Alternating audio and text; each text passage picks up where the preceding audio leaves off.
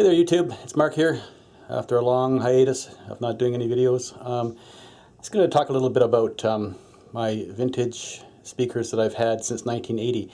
I purchased them when they were just 2 years old and off a friend. I paid $450 for them.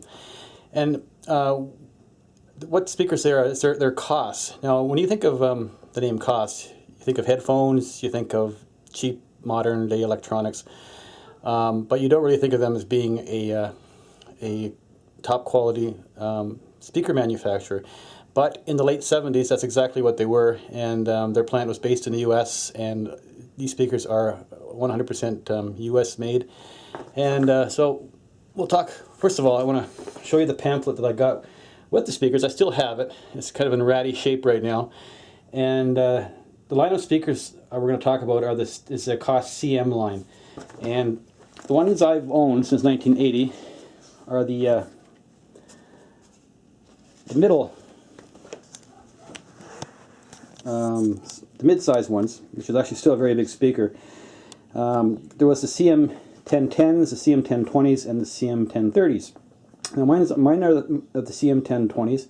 I've owned them, like I said, since 1980, and the guy I bought them off of, or my friend, he gave me this pamphlet. You can see the salesman actually had written down on the pamphlet when he was buying them. You can see that they retailed for $850. That's Canadian dollars back in 1978. So those are the speakers again, and they are very, very nice sounding, and they've been fantastic for all these years. They employ a very complex crossover system, and I think I'm going to show that a little later on, not with these speakers, but I've managed to acquire just recently a set of these, which are the big brother to the 1020s. It's the 1030s, and I have them hooked up to my system upstairs. So I'm going to take you up there, and we'll take a look at those speakers. There is an issue with them. These ones that I've had for all these years don't have any issues. But you'll find when we go upstairs, these toggles here are the main issue with the 1030s. And what these toggles do basically is one's for mid-range and one's for tweeter. So it boosts the signal by something like 3 decibels, either up or down.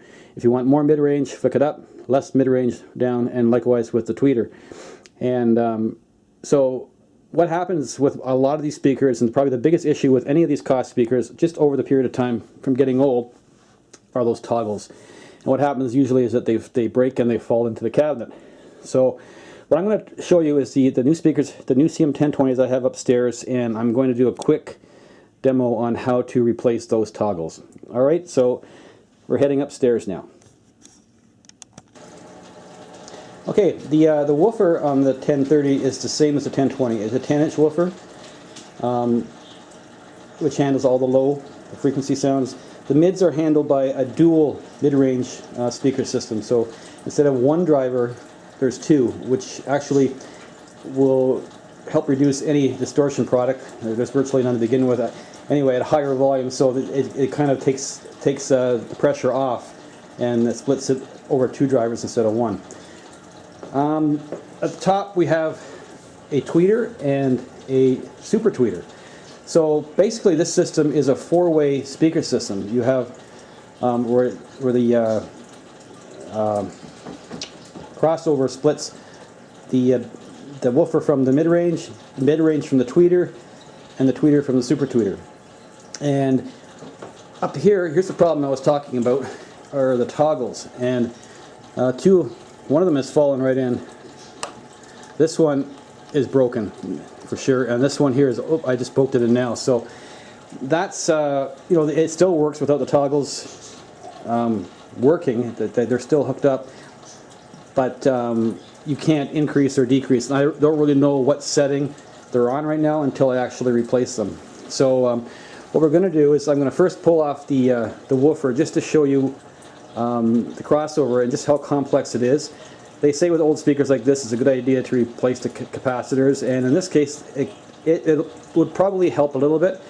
I noticed that these speakers are just a little bit lacking in the high end compared to the CM1020s downstairs. They still sound fantastic. All you gotta do is increase the treble a little bit more on your receiver and you'll get the same sound. But I may look into replacing capacitors at a later date.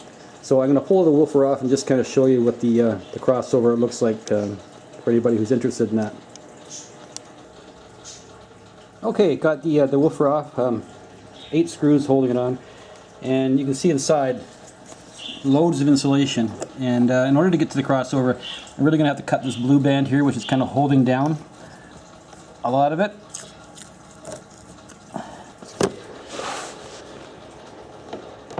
Okay. Now, let's see if we can get to it in here. Okay, got the video light on. See if I can play back some of this stuff here. But this looks like I would need a professional or somebody who knows what they're doing with this, because I would have no clue. In replacing those blue capacitors, you can kind of get an idea. Like, there's a ton of wires in here, and at the time it was considered one of the first of its kind as far as this type of crossover is used. This kind of crossover is used in many high-end speakers today, but not something I want to monkey with, that's for sure. Alright, so I'm going to put the woofer back on, and then we'll start fixing those toggles. Okay, to get access to the toggles from inside, what we have to do is remove the tweeter. I've already taken the 4 screws out, and that's the top tweeter only. You don't need to remove the other one. And that, to get a hold of it, we'll just pull out that, and you can sit it on top, carefully on top of the speaker, careful not to stretch the wires. Okay, so that very first toggle which is pushed all the way in there. You can grab a hold of that and bring it out. If I can get a hold of it, take this off too. Okay, 1 second. There we go. Okay, and you can see that toggle has 3 wires attached to it.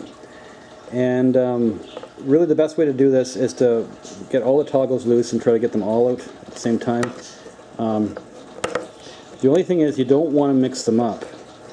And what I've done with I've already completed this operation with the left speaker, and I kind of did a wiring diagram here, but of what the wires are color coded as. And anyway, whoops. What I discovered is that each one of these toggles has a green wire, and the green wire should be, once the toggle is installed, should be at the bottom of the toggle. So the toggle will be up like that. Green wire, see, that's backwards. See, the green wire should be on the bottom, right there, like that. Okay, so each one has a green wire, and it's important that you make that the other 2 wires are not hooked up the wrong way. They got to be hooked up exactly the same way as the original toggle. Now I'm going to talk about the toggle just a little bit as to why they broke. Now this one here actually has been glued. You can see the glue on there. Somebody tried to repair these with just glue and glued them to the inside like that. And what's supposed to be on here is like a nut that turns. And what's happened is it's hard to show you on the bad one, but on the good one, the one I'm going to install, you can see that there is where are we here? You can see there's a nut that turns, and that's what holds the toggle in place, and it's turning on this long threaded, or not long, but this threaded piece of metal. Now the problem with these toggles, the original ones on the Koss speakers, is that they were made of plastic, and the threading was made of plastic too. You can see the threading is completely gone off that. It's broken right off. And so when that breaks off, the nut falls off the other end, and the toggle falls inside. And that nut also holds the guts of the toggle in place as well, so that it clicks properly into position. And so once that thread got broken on all 3 of these toggles, it looks like anyway, the toggles just don't work anymore. So basically, this is really the weakness of these speakers, is these plastic toggles. They should have used something a little bit better, like these ones which are primarily made out of metal, and not as pretty looking with the metal switches compared to the nice like ducktail flat switches in black on these.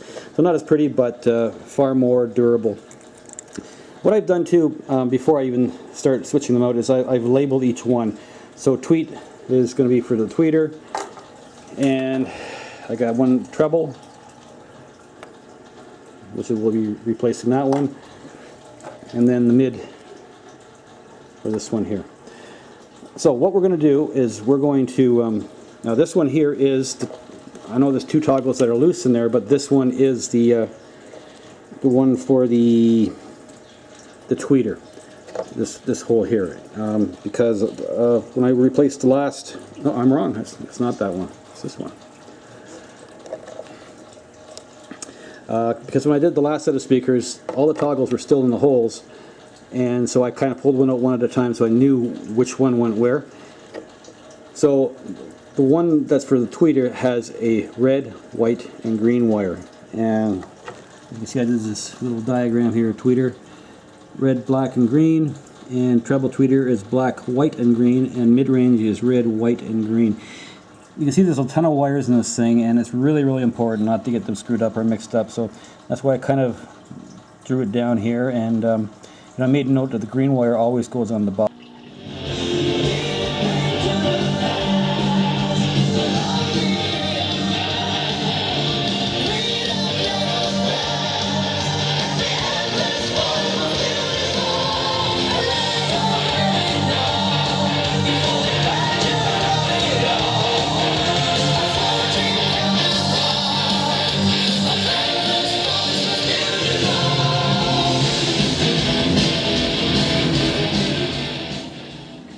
Okay,